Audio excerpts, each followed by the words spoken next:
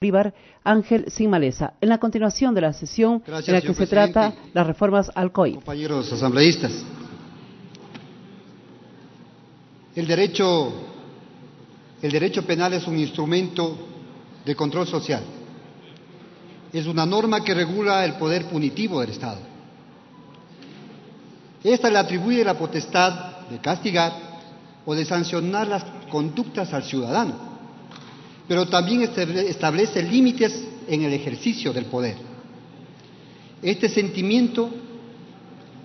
este sentimiento nos debemos preguntar, ¿cuál es el sentido y el fin que nuestro Código Penal ha cumplido? ¿Ha funcionado? ¿Ha cuidado la convivencia social? ¿Ha logrado castigar y rehabilitar al infractor? Indudablemente que no.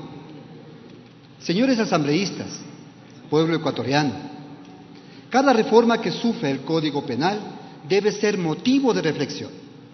Las reformas no deben ser impulsadas por una conmoción social de cierto delito o que cierto delito ocurre en determinado momento, ni tampoco deben ser debatidas con una sola visión de poner tras las rejas al individuo.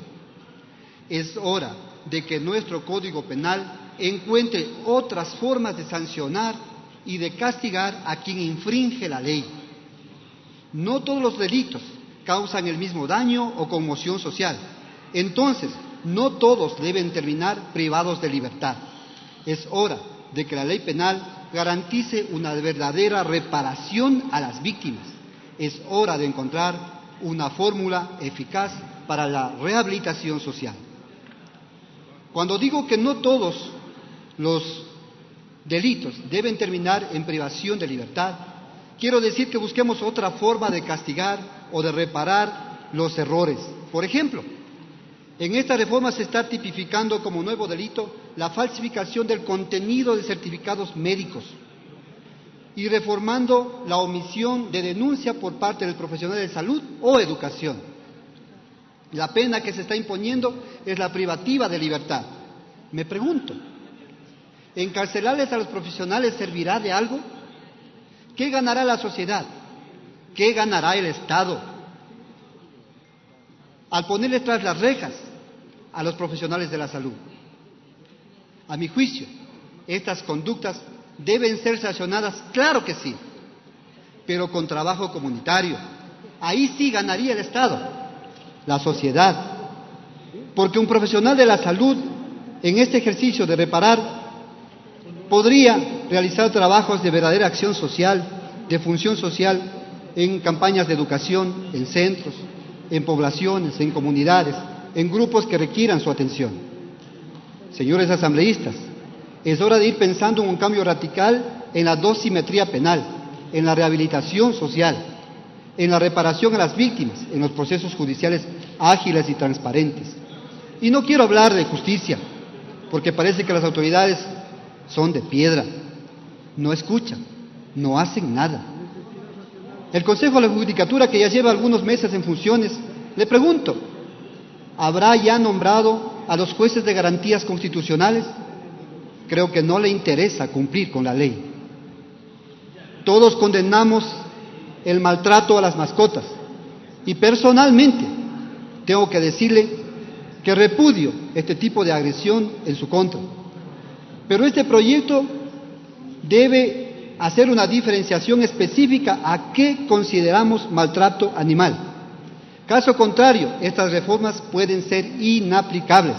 Por ejemplo, en el sector rural, en el campo, los perros son quienes ayudan y brindan seguridad al campesino.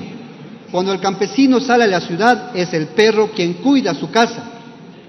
Y por lógica, él considera que debe quedar amarrado en su casa, como en efecto así lo hace. Según la reforma, ese campesino debe ser sancionado por maltrato o por lesiones. Y si es por lesiones, deberá recibir una sanción de 6 meses a 1 año de privación de libertad. ¿Se debe castigar al maltratador? Sí, pero también se debe buscar la concientización de este tipo de prácticas culturales. Entonces busquemos sanciones que ayuden a concientizar lo que hacen. Privar la libertad a una persona no siempre repara el daño. Busquemos alternativas de sanciones como, por ejemplo, trabajo comunitario, privación de libertad controlada o parcial. Señor ponente, señora ponente de la reforma, tengo muchas observaciones al proyecto, pero en el sentido específico quiero referirme a dos principales. En relación al artículo 112, numeral 3, que se incorpore la palabra al deporte, ya que los escenarios deportivos también deben ser protegidos. En el numeral 3 del artículo 112 quedaría redactado de la siguiente manera: los destinados a satisfacción de los derechos del buen vivir, las personas y grupos de atención prioritaria, las comunidades, pueblos y nacionalidades de la población civil, y así como los destinados a culto religioso, deporte, artes, ciencia o beneficencia. En este mismo artículo, en el numeral 5, señora ponente, sugiero que se amplíe en un sentido, y por lo que propongo que se acoja el tema de reservas ecológicas, biológicas, geobotánica y marítima. En tal sentido, el texto quedaría de la siguiente manera: los parques nacionales, reservas ecológicas o biológicas, geobotánicas, marítimas y en general todo lo que constituya patrimonio histórico, cultural o ambiental. Finalmente, y para correlacionar con lo expuesto por el compañero William Garzón referente al tema del abigeato, en el artículo 102 referente a la receptación, sugiero incluir el término faene, porque muchas de las veces los compradores de semolientes faenan clandestinamente el ganado. A ellos también se los tiene que sancionar. A quienes transportan, a quienes hacen el transporte del ganado mal habido, también se los tiene que sancionar. El campesino necesita del apoyo y es este el momento que tenemos que empezar a trabajar en ese apoyo. Estimados asambleístas y pueblo ecuatoriano, el abigeato, el robo y el hurto de semolientes existe porque también existen camales clandestinos. Muchísimas gracias, señor presidente. A usted, asambleísta, tiene punto de información asambleísta Jimena Peña. Muchísimas